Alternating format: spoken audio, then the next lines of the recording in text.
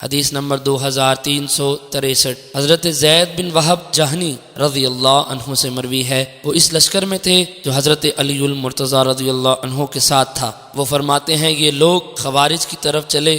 حضرت علی کرم اللہ وجہہ نے فرمایا، اے لوگو، میں نے رسول اکرم صلی اللہ علیہ وسلم سے سنا ہے، آپ نے فرمایا میری امت میں ایک جماعت نکلے گی جو قرآن مجید پڑھے گی، ان کی قرات کے مقابلے میں تمہارے پڑھنے کی کوئی حیثیت نہیں ہوگی، اور نہ ہی ان کی نماز کے مقابلے میں تمہاری نماز کی، اور نہ ہی ان کے روزوں کے مقابلے میں تمہارے روزوں کی کوئی حیثیت ہوگی۔ وہ قرآن پڑھ کر یہ خیال کریں گے کہ وہ ان کے لیے مفید ہے، حالانکہ وہ ان کے لیے نقصان دہ ہوگا۔ ان کی نماز ان کے حلق سے نیچے نہیں جائے گی، وہ اسلام سے اس طرح نکل جائیں گے جس طرح تیر شکار سے نکل جاتا ہے۔ جو لشکر ان کی سرکوبی کے لیے جائے گا، اگر اسے معلوم ہوتا ان کے لیے ان کے نبی کی زبان پر کیا وعدہ کیا گیا تو وہ باقی کام چھوڑ کر اس مقصد کے لیے جائے۔ ان لوگوں کی نشانی یہ ہے، ان میں ایک شخص ایسا ہوگا، شاید آپ نے فرمایا اس کے شانے کے ساتھ بازو نہیں ہو، اس کے شانے کی ہڈی کے کنارے پر پستان کے سرے کی طرح ہوگا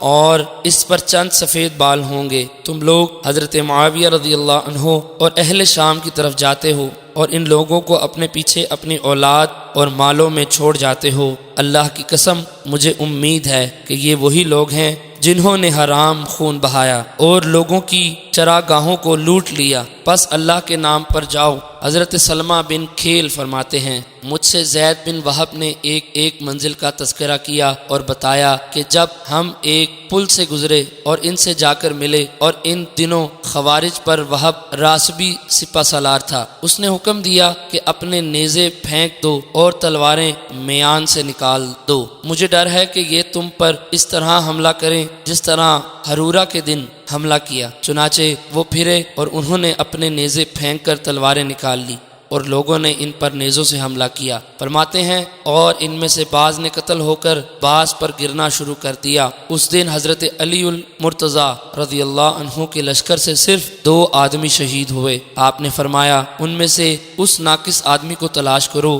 انہوں نے تلاش کیا لیکن نہ پایا، تو حضرت علی المرتضی رضی اللہ عنہ خود اٹھ بیٹھے اور ان لوگوں کے پاس آئے جہاں ان کی لاشیں ایک دوسرے پر پڑی ہوئی تھی۔ آپ نے فرمایا ان لاشوں کو پیچھے کرو، پس اسے زمین سے لگا ہوا پایا تو آپ نے نعرہ تکبیر بلند کیا، پھر فرمایا اللہ تعالیٰ نے سچ فرمایا اور اس کے رسول صلی اللہ علیہ وسلم نے ہم تک پہنچایا۔ عبید سلیمانی کھڑے ہوئے تو کہا، اے امیر المومنین، اس ذات کی قسم جس کے سوا کوئی معبود نہیں، کیا آپ نے یہ حدیث رسول اکرم صلی اللہ علیہ وسلم سے سنی ہے؟ آپ نے فرمایا ہاں، اللہ کی قسم جس کے سوا کوئی معبود نہیں، اس نے آپ سے 3 مرتبہ قسم لی اور آپ نے قسم اٹھائی۔